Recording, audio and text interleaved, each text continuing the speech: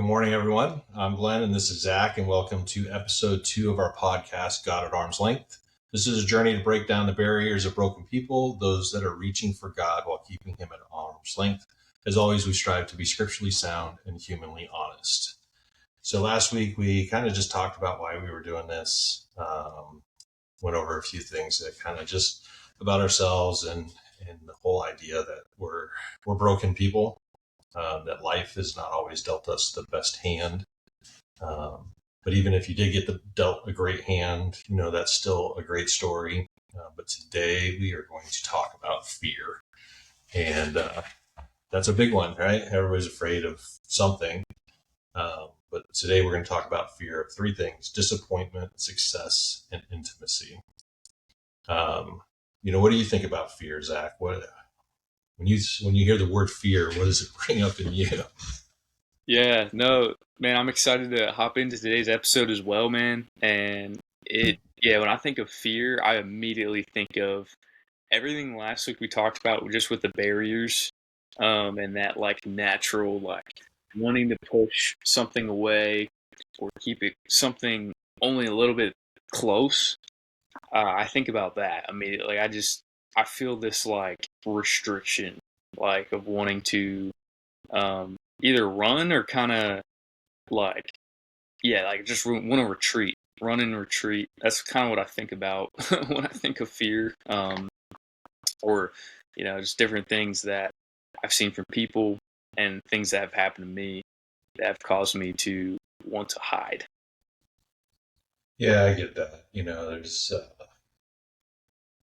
It's easy. Like, we'll just jump right into disappointment. When you grow up in a certain way, where the people, I believe personally, are the people that, were there to build you up to start with when your foundation, all those people disappoint you. That's all you expect from everybody. I know in every relationship I go into it like, all right, well, this person's going to walk away from me, or, they're not really truly my friend. They don't really have my best interests at heart. They're just here to use me or whatever. Uh, and I look back at my life and I realize that those things are just manifestations of different people that I've come across in my life that were, I would consider foundational people. My parents were foundational people. My father was a foundational person in my life, and he never set a great example of what that should look like. It was everything I did was never good enough. The constant not being there, from being an alcoholic, beer was more important than anything. Mm. And by the end of the day, when he had already consumed a case or a case and a half of beer, there wasn't a person there anymore. It was just somebody slumped over on the couch, couldn't think of a coherent word. And I was only 9. So, it just was one of those things that I've been disappointed a lot. And then to have, to find the church at 17, 16, 17, and think I found a home, and to be disappointed by those people, like, I felt used. As a football player in a small town, you get a lot of, everybody knows who you are. There's only 3,000 people in the town. You're a star or one of the stars on the team. Wow. Everybody knows who you are. Right. And, I wasn't the only one. There's a couple of my friends that were in youth group that were on the football team, but we felt like we were used on a football team to help grow the youth group. And once we turned 18, that we were just discarded. Like, don't come around anymore. We've got everything we wanted out of you. So there's those disappointments of all these foundational people. In my life, personally, at least, that's what I expect from everybody. I go into every relationship like, all right, you're either here to use me, or you're gonna just, you don't have anything. You're not here for me. You know what I mean? I don't know if that makes sense. Mm-hmm.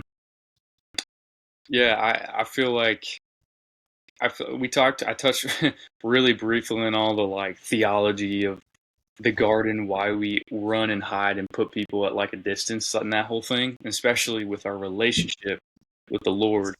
But I naturally think, uh, I think of that happening in every situation, too. Like when I show up to basketball, or like back in high school, or in college when I join a leadership team, or I don't know, about to lead X, Y, Z, fill in the blank, and especially in the church, and I'd immediately feel like that. Like it's just like I'm a product or something that I can get the most out of. And then it's like you said, as soon as it's gone, as soon as what I've done is done, then there's no value anymore. And whether it's me or watching it from third person with other people, what I meant to say is what I'm trying to say is it's like this taker mentality. We said givers and takers, talked about that in the garden last episode, and it's like it feels like you're everyone around you when you're dealing with this kind of insecurity and this fear. It just feels like everyone is a taker, and like they're just out to take what they can get from you, and you feel like naturally that you're the same. Like you don't think of it in the moment. You're like, man, I'm just trying to give. But then after you look back, you overthink, and you're like, man, I feel like I'm also just robbed, trying to survive out here and take just to make sure I'm alive and I feel good. And yeah, it's crazy.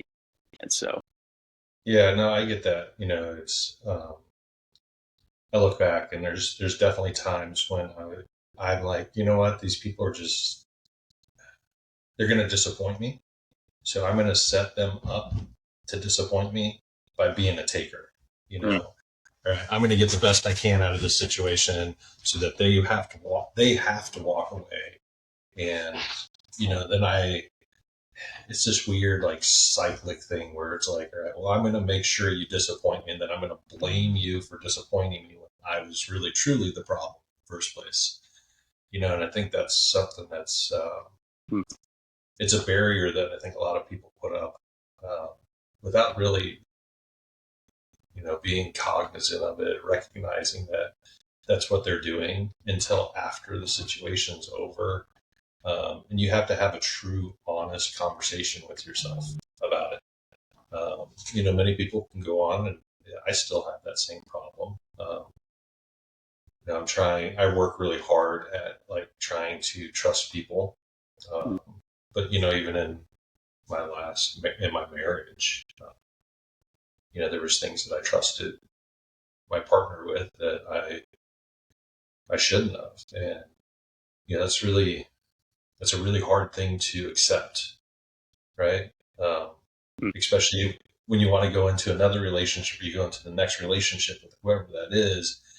God tells us we need to we need to trust that person. Like, especially if they're a Christian, we need to be able to be uh, vulnerable, and it's a word that men in particular, but broken people really struggle with. So, it's everything's about waiting for that shoe to drop, that fear that there's going, no matter what happens, I'm going to be disappointed, mm. right? Somebody's going to let me down. Somebody's going to disappoint me. And, I think a lot of times we miss the point that we're the ones doing that. Mm. Yeah, couple thoughts come to mind. Yeah, I just think of just like on that point of vulnerability. As we talked about last episode, we just overviewed like, hey, this is kind of what the struggle is. The problem is trusting God. It's other people, and what is restricting and causing this uh, lack of vulnerability and honesty, really, it's that fear. Um, and yeah, I'm thinking of a couple different moments.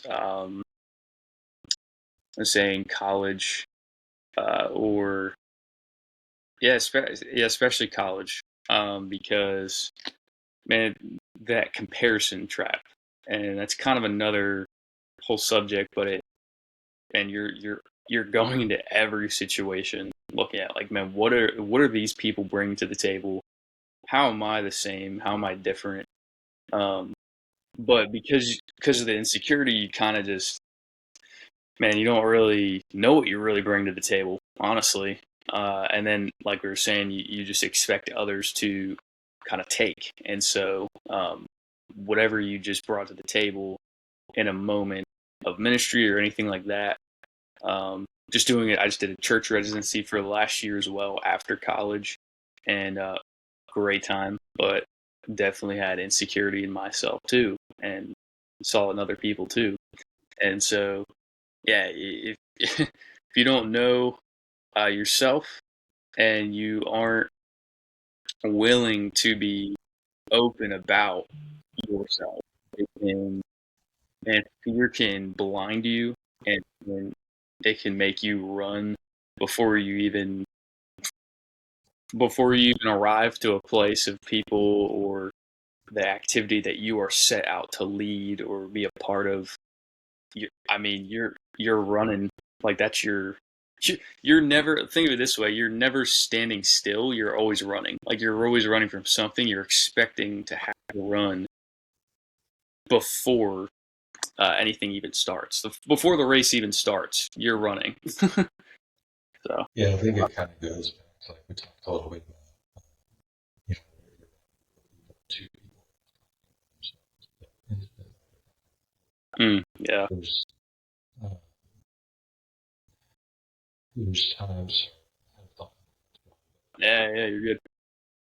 you know, there's just times when you're out there, you're trying to put yourself out there, and I don't know. For me personally, you know, I've been told like it just comes across as being arrogant.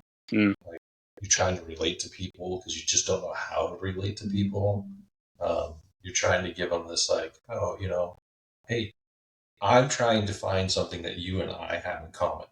So you tell me a story, and then I tell you a similar story that happened in my life, and it's, you know, it's like, oh, well, you're just trying to be better than me. It's not. It's weird because that's not the case. Like I'm just trying to relate to you, and it's really tough to learn how to relate to people when you're just waiting for the shoe to drop, so to say. Like, all right, well, so when is this relationship going to end? When are you going to, you know, it's kind of like you feel like a fraud. I don't know if you feel that way, but it's like you walk in to situations where you, whether it be with the opposite sex or with another person that you're just trying to be friends with and you're trying to create an intimate friendship with, and you're just waiting for the shoe to drop. So you just kind of feel like a fraud in that situation. Hmm. I don't know if you get that feeling sometimes where like I don't belong here, or that you start trying too hard to fit in, and it never works out. Yeah, I've heard it called. There's a phrase for it. I had it in my mind for a second. Now it's gone as well. It's called the. It's called the. It's basically this. Well, it's fear of missing out at the core. Because you don't know your identity, or you forget it in the moment. Because man, like the fear takes over. Um, it's the It has to do with your identity. I'm like, it's like on the tip of my tongue. That's right.